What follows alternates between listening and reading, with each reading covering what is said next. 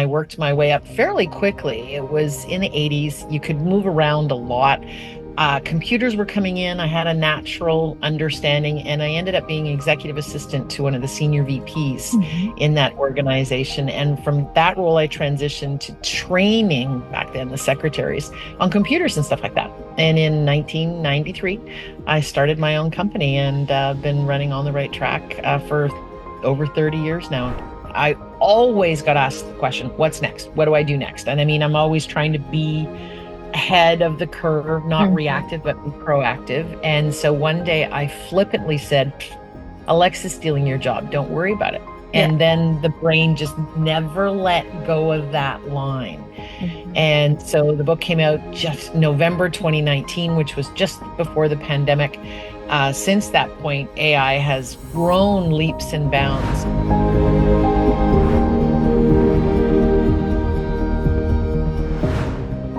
Oh my goodness, there is so much to talk about when I think of Rhonda, who is really one of my favorite speakers out there on the circuit. And she's really, really a true friend because, as I was saying in the interview, she has been there with open arms when I first came into the speaker scene and always been a great supporter of my work. So it was long overdue to bring her on the podcast because there's so much she shares about the way she looks at AI, her career, and other things in her life that are super, super important. She actually has two residences, and in which part of the world this is, you're going to find out in this podcast. So please enjoy. Hello, everybody. Canada is with us today. My friend Rhonda is tuning in from, where is she? Ottawa. I'm Ottawa. just outside. I'm at home. And she just recently got back from a vacation in Asia, and now Canada has you back. I mean, time zone issues. I mean, it was a long flight coming back from Bali. So how did you get through it? So it was 45 hours from the pickup at the hotel till we got home. I'm a princess, so I fly in business class. And I actually don't really struggle with Mhm. time zones that much. So we were up this morning at 5 o'clock. So I imagine by 7, 8 o'clock tonight, I'll be tired, but I adapt pretty quickly. So we just jump right into whatever time zone we're in, and fingers crossed that goes as well as it normally does.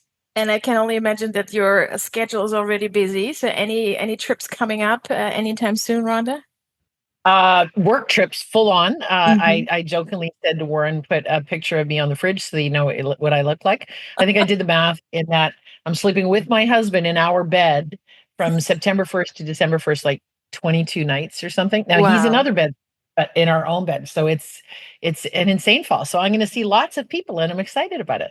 Oh, that's wonderful. And you have been out there for so many years, and we're going to talk about your career, of course, and what your major speaking topics are.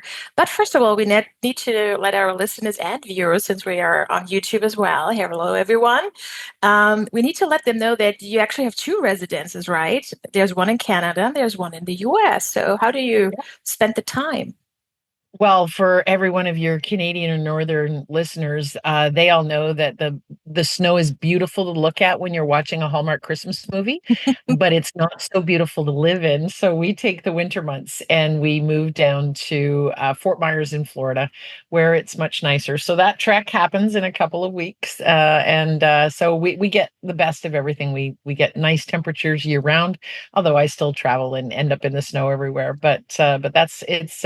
We have our permanent residence and we are Canadian is in Canada, but we visit the States for about 179 days, which 180 is the max. So Ah, nice. But you do have a lot of customers in the States as well. So we do. that's nice to combine as well, right? Yeah, absolutely. So especially the European listeners and viewers who have not heard of Rhonda before, which I cannot imagine. But what's your elevator pitch? How would you introduce yourself if you just have a couple of seconds? So typically I say that I work with frontline support staff because as we know all around the world, the words are different, whether it's an admin in Canada, an admin in the States, Hmm. a PA, an EA, a secretary. Like, so I just basically say I work with frontline administrative support staff and I make them feel valued and valuable. Yes. And I have to add, every single speech of yours, workshop of yours I've attended. It's so much fun always with you. There's always a humor out. This is part of Rhonda's style. So you do get to laugh a lot, right? I do. You know what, if it's going to be boring, I'm not interested. So I try to make it fun and people laugh because, this stuff really happens. It is so true. So before you became an entrepreneur, why don't you share a little bit about your career? How did it all started? I mean, were you an admin before yourself? And Right. what brought you Absolutely. into the world of being my own CEO? Yeah, I was an admin. And so when I was in high school, I worked on Saturdays in the local real estate office. And back a long time ago, people do real estate on the weekends. It's just if the phone rang, I would answer the phone and we had pagers and I'd page the agent. So I worked every Saturday in the office. The office was empty. So that allowed me to do my homework and all that sort of stuff. I went to college and I studied to be a nurse. And I recognized, although I graduated, I wasn't going to be really good at that. So then I got a full-time job at a different real estate company. And I started as a receptionist and I worked for that company for 10 years and I worked my way up fairly quickly. It was in the 80s. You could move around a lot. Computers were coming in. I had a natural understanding, and I ended up being executive assistant to one of the senior VPs Mhm. in that organization. And from that role, I transitioned to training back then the secretaries on computers and stuff like that. And in 1993, I started my own company and been running on the right track for over 30 years now at this point. So how did it feel the first time you actually wrote it down in your signature that you are the company owner? Like some days like it still feels like imposter syndrome is a very real thing, and I just sort of thought as long as nobody catches on and flying by the seat of my pants, it'll be okay. And I didn't really, of course nobody ever knows what they're doing, right? And Mhm. it just kept on going, and then I thought, yeah, okay, I don't want to get a real job now. I know. The same with me. I mean, can you imagine? It's been 8 years now, coming into my eighth year that I'm running my own business. And Yeah. the other day I was just saying to another fellow trainer, like, I cannot imagine being employed somewhere. Sorry. It's over. I could be. Yeah, I'm not sure I could be. That's the thing, right? So yeah, Yeah. I go in and tell them everything they're doing wrong. Yeah. It's incredible. And of course you travel over the world. You have customers all over the world. It's always nice when we get together and see each other on various conferences. Is there actually one spot out there where you feel like this is on my bucket list? I need to find a client over there. Yeah, and I've actually been asked this question recently, and it's India. Mm. So when we were just in Bali, I put my foot in the final ocean. I've hit all the oceans. Like Wow. I've been to 45 different countries, and India is on the list that I've not been to yet. So that one definitely want to kick off the list. All right, so let's put it on the vision board for Right? 2025, right? Exactly. Sounds wonderful. On the right track, the company name. Tell us a bit more about your team. There is for sure one specific person I have in mind. The one that sits right there is Warren, my husband. He's been working with me for 10 days. He does all the back office support. He's yelling hi back there right now Hey, to Warren. everyone. And by the way, Marcus says hi too. Marcus, exactly, right? So all the invisible stuff. I once got Warren to share the stage with me because he's an accountant by trade, and Mhm, and it was a one and done. He will not do that again.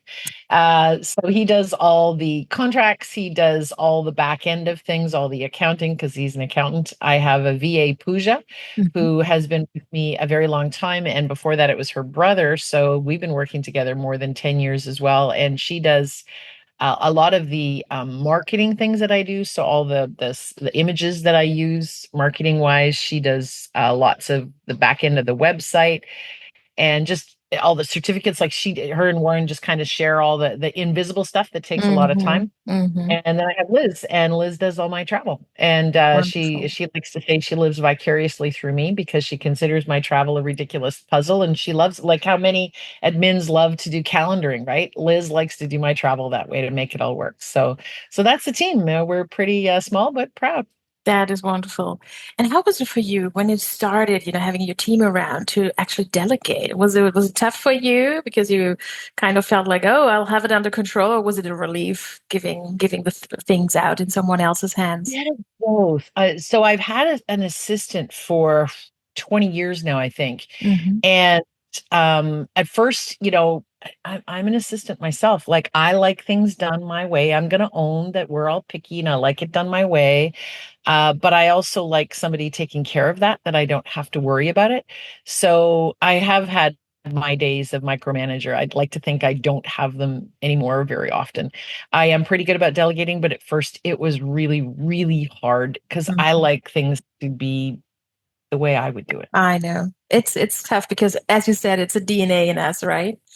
It is absolutely. It's and it's just what we do, right? So it's hard to give that Yes. stuff up. So, Rhonda, the whole world speaks about AI. For me, you were one of the first adopters, bringing the topic out there for the admin community. You wrote a book that was really a huge hit, and you brought it to the stage.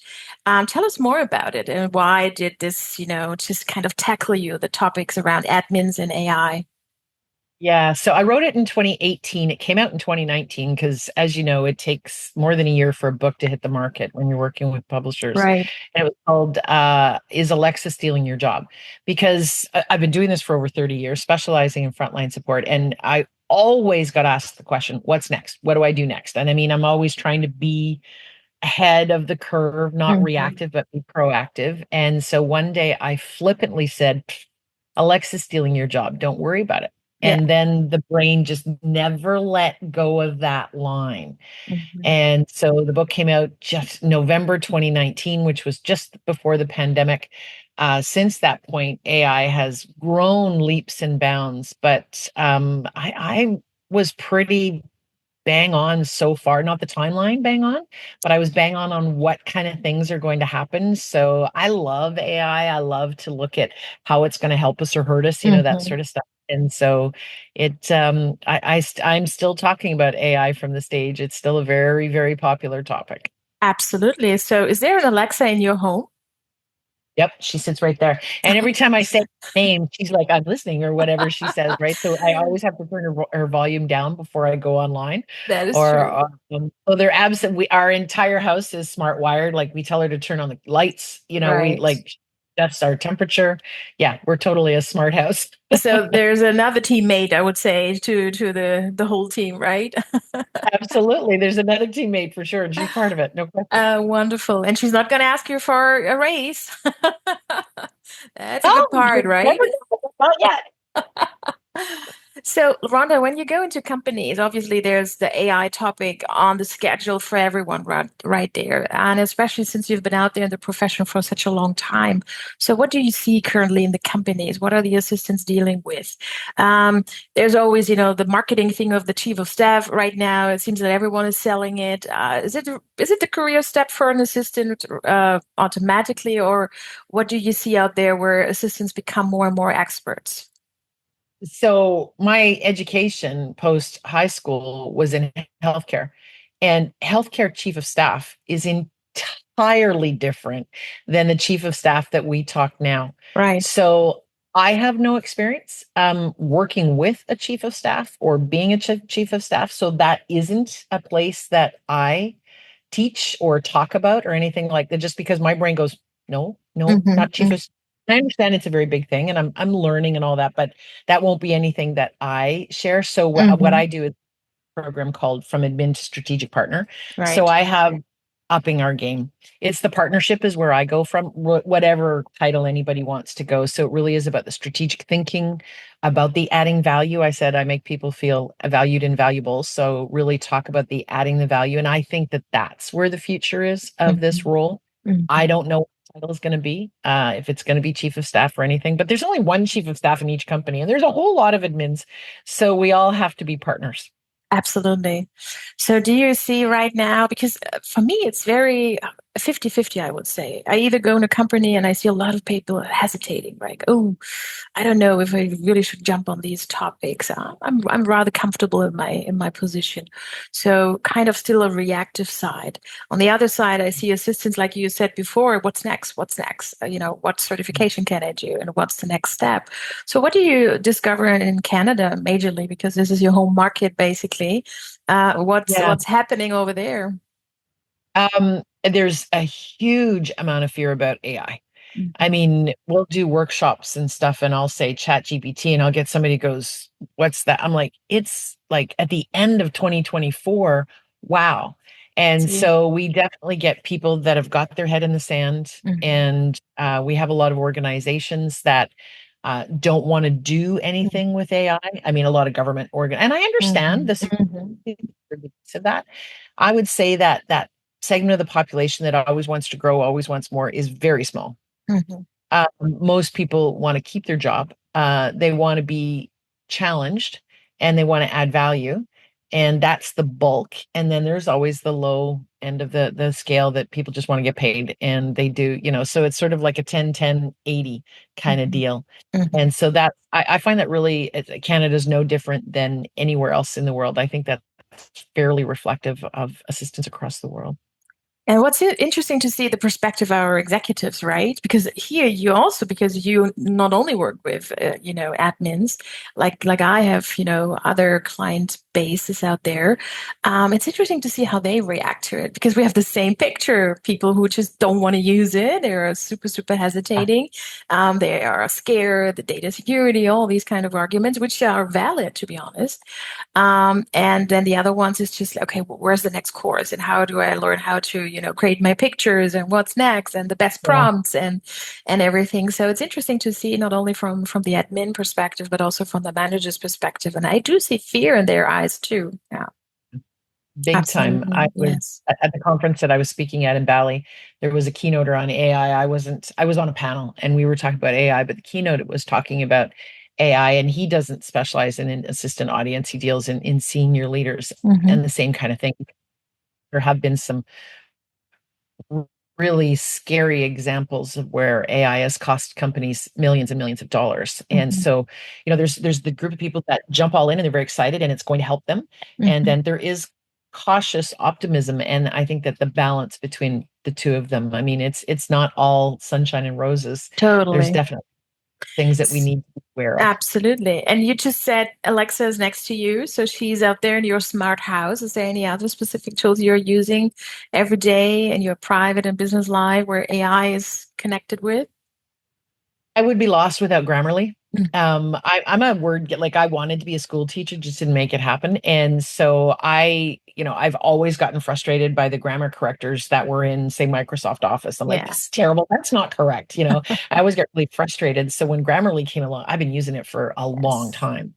I love it. And now with the AI piece of that. It's Mhm. really it's made my life easier.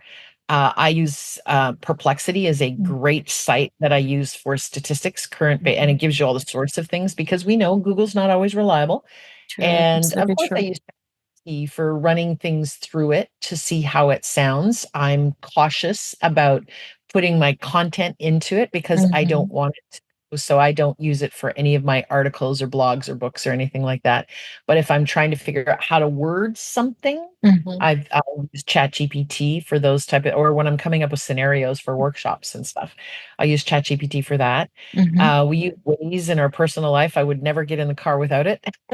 Tells you that if it tells you to get off at this exit because it's always correct. And I use a bunch of AI travel tools as well, and so they really are part. And of course, Amazon and Netflix and all the things that everybody's using. They really are part of our life, and I appreciate how they make my life easier. Absolutely. I fully agree to that. I know you're a proud grandma, right? I So am. what do you think when you see how fast paced our world has become and the dynamics out there around AI? Would you say what a bright future for our kids, or would you say, wow, we got to watch out a bit here? I'm on the bright future side. Absolutely. So I have five grandchildren, and the oldest is four, just started school in September. And I think their education is going to be so much better. Give it a couple years, but at some point, we've assume all going to school, right? And the teacher teaches, let's say, multiplication tables, and you Mm. get them or you don't. And depending on where you live in the world, you're going on to the next grade anyway, whether you know them or not. And what I really like about AI is the teacher's going to know Mhm. who's where, like just by the way they do their homework. Like, they consistently get the six times tables wrong, or Mhm. they struggle word, this word, their phonics are off. And I think that our kids are going to come out of education unbelievably smarter Mhm, mhm. than we did because we were just taught it, memorize it, test it, move on. And I don't think that that's how the education system is going to work Yeah. moving forward. And I'm really excited for what they're going to be able to do by the time they're done their education. Totally. And I'm excited and also, kind of, okay, so how is the school system going to work and how are the teachers going to be prepared? So right now in Germany, Yeah, we do have a lot of these discussions like, totally, new equipment in the yeah. schools and everything. So that's going to be very interesting to observe. But yeah, let's see what the children are going to And teach you my next when absolutely, they what are they when they going to teach? start And my school. daughter-in-law is a teacher, so I'm going to see it sort of. I'm going to know what's coming Yes. early on how they do it as she's as the expectations for her to be able to teach. So, but I'm excited. I Yeah. think we're going to have really fulfilling careers as opposed to jobs. I think AI will take away a lot of those jobs that people do to pay the bills, and I think we're going to be able to add much more. It'll be really interesting to see where the world is in 20 years. Oh, yeah, absolutely. Hopefully, you and I are going to be retired, sitting there with a Yeah. glass of something, And enjoying a probably with nice a bottle sunset. for me. Let's talk about speaking Hall of Fame. I know this was a very proud moment for you. As I said, you've been out there for quite a while, and I have to tell everyone here, you were one of the speakers who welcomed me with open arms when I was a newbie in the group. So I've always enjoyed having you around. I remember one of the first encounters we had over in Austin for the IAAP conference, and you were sitting next to me. I remember we had a pizza, and you said, "Ask me whatever you want to hear. Ask me." So thank you for that, first of all. So how was the moment when you got this award? How did it feel? I mean, are you someone who's like looking back at the accomplishments, or are you one who says, okay, I have still so much to do, right? So here's my new vision. So how do you reflect on that? It's an interesting moment. For the Speaking Hall of Fame, you're told when you're nominated, Hmm. and you never get in the first time, and I didn't. So this was, the second time I'd been Hmm. nominated. And, they normally tell the winner that they've won so that they can prepare, but they didn't tell me. So Oh, I was yeah. expecting a nomination, and I didn't know. So we're sitting at the table, and we're kind of going, that's me they're talking about. And so you get this total panic. So there's part of me that, in the Hall of Fame, in any Hall of Fame, in any sport, any business, anything, I typically say you got to be really old to get into the Hall of Fame, right? So sitting there going, I'm old enough to go in the Hall of, but still really, obviously aware that I am old enough to go in the Hall of Fame, and just really proud. It was a real moment of, um, I'm looking for the word, where it was just a reaffirmation that I was doing what I should be doing. And Hmm. it still feels really good. Like it was 2017. So it's been a long time. And it's still, whenever somebody introduces me a Hall of Fame, I'm kind of like, oh, that's me. I'm still a little kid. That's amazing. And you so deserve it. But I can only imagine you were sitting there, not knowing you're going to be mentioned, like, oh my God, where's my speech? Yeah, there was no speech, right? And I don't Exactly. even, but yeah, it was unprepared, and it was true appreciation for sure. Fabulous. So we all know that more and more admins are asked to present, to moderate, to stay in front of a group. And some of them are not quite happy about this, right? They love to be in the second row. Others see the challenge and they love to be and they want to be more visible and work on their positioning.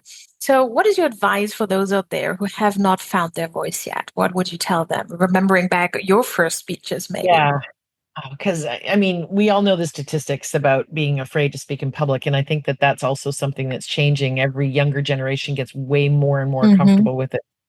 It's something we're going to have to do. So, do you have to stand up and do what you and I do? No. Hmm. Um, you have to be willing to stand up and thank an organizer or introduce your executive. Yeah. And I always say to people, just be authentic. Like just be the person that you are. Like if you were just saying to me, Rhonda, I'd like you to meet my executive, Mr. Bob Smith, do exactly that. Don't feel that Hmm. you need to be funny if you're not funny. You don't need to be bigger than you really are. And you don't need to be smaller than you are either. And so you're right. We like to sit in the second row. So a lot of the times you're like, well, I'm really nervous, so I just like to introduce, don't, and that's just making yourself smaller. Yes. So, finding your voices, if you were just saying to one person, you were doing this, whatever you're doing to one person, what would it look like and sound like? And Mhm. that's your voice. Wonderful advice. By the way, was there ever a funny moment in all these, various stages you were on? Because I remember a funny moment that happened to me when I was speaking in Russia, and I got up the stage and my heel got stuck. I couldn't move, and I was not actually Oh, on the wow. stage. I was on the way to the stage, but it was so badly stuck. Someone had to come and pull my shoe out. So this was a perfect opening. Anything Oh, funny wow. happened to you? Oh, I probably have put most of them out of my mind. One that I do tell when I'm talking about speaking in public is years ago, I was doing a big workshop. There was a couple hundred people in the audience, and I do lots of interaction. We were, this, that, everywhere. And your brain, you're like the duck. You look beautifully calm, but underneath you're just like this, right? So I'm thinking about where I needed to go. And my lips got caught up in what I was trying to say. And unfortunately, what came out of my mouth was four letters, and it started with an F. And that wasn't even remotely what I was trying to say. Like it was, and in that moment, you have this horror, and the audience burst into laughter Yes. because it wasn't like an off the cuff cuss word. It just wasn't what I was trying to say, but they all heard it because it was clear as a bell. And I'm like, oh, back that bus up. And we had fun with it. But I remember, oh, just swallow me whole right now. Oh, I love that story. But the good thing is how I know you and how we all know you and love you, Rhonda, is that you just laugh about yourself in such moments, right? You have to. You have to. All right, we're coming to a final question already. So tell us a little bit more about your private life. We heard Florida, we heard Canada, we heard grandkids. I think there's Yep. something with a lake and a boat or something that enjoys you. Uh, You enjoy a we lot, right? We live on the water in both homes. And so in our Canadian home, we do have a boat. We have a pontoon boat. We live on the Rideau River in Ottawa. And so it's a very long river. You can go on it for a week, but it's not very wide and it's not very deep. So the pontoon boat we call is the Party Palace. And you can just go up and down the river, and it's just so beautifully relaxing. So we do love to spend time on the water.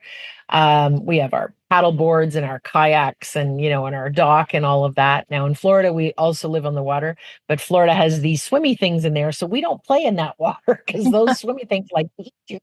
And we don't have a boat in Florida as well, but we love to look at the water. We are golfers. We like to golf.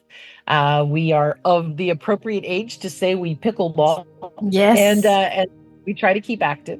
We were runners and unfortunately had to stop running as age does catch you. Unfortunately, my knees didn't like it very much. So we do pickleball. We walk a lot. We golf. We're very active Yes, and you we're are. extremely, That's and so wonderful. the grandkids fit in there as well, and all of our friends and all of the travels. So uh, don't sit still very well. Oh, Pretty busy. yes. Sounds like a fabulous life. I can't wait to see you next, wherever that might be. So, everyone, I was honored to present Rhonda to you. Make sure you check out the show notes. There is also the link waiting for you for Rhonda's book. Connect with her on LinkedIn. And it is such a joy talking to you and following your great work. Follow on the right track, of course, and especially India. This is your shout out, right? To Yeah, connect with Rhonda. Thank you so much absolutely. for being on the show here today. All the best to you. And once again, say hi to Warren from us. Very well. Thanks. You definitely need to see Rhonda on stage because, as with this interview, there's always so much fun with her. She's funny, she's laughing a lot, and that's exactly what she brings on the stage. So don't miss a chance to see her speak or bring her to your company because it's always fun and you're going to learn so much when you have Rhonda in the house.